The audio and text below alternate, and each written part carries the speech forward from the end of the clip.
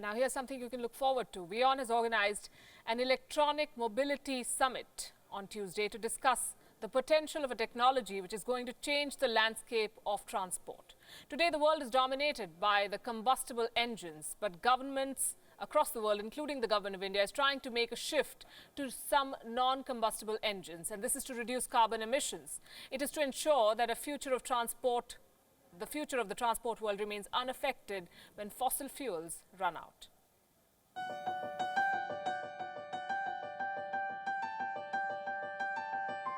E-mobility is the future of the world. India too has joined the race to ensure that a sizable portion of its car and two-wheeler section is converted to the E-platform. There are reasons to do so. Fossil fuels are finite, and combustible engines may not be able to do the job which they had been doing. In the last 20 years, advanced nations have tried their best to shift to hybrid or E-platforms. E-fuel is clean and the emissions are none.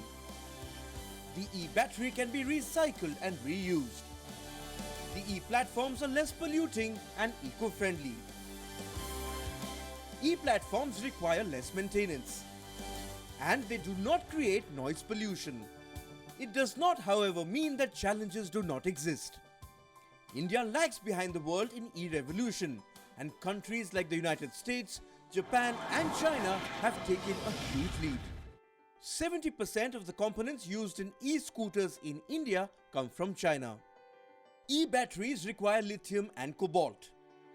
65% of lithium is found in Chile and Bolivia. Cobalt reserves are in Congo. China controls 50% of cobalt mines in Congo. The challenges do not end here. 70% of the world's electricity is produced through fossil fuels. It means that an e-revolution can only succeed if electricity production goes green.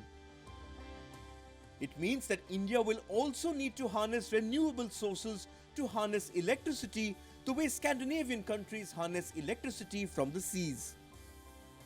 Wion's E-Summit is an attempt to decipher the emerging field of e-mobility in India.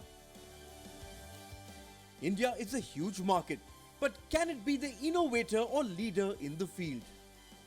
Can India lead the revolution in research and development? These questions will dominate the e-mobility summit. It is an attempt on the part of Wion to untackle and solve issues of technology which is operating on the frontier of science. The e-mobility summit is an attempt in that direction. Bureau Report, Wion, World is One.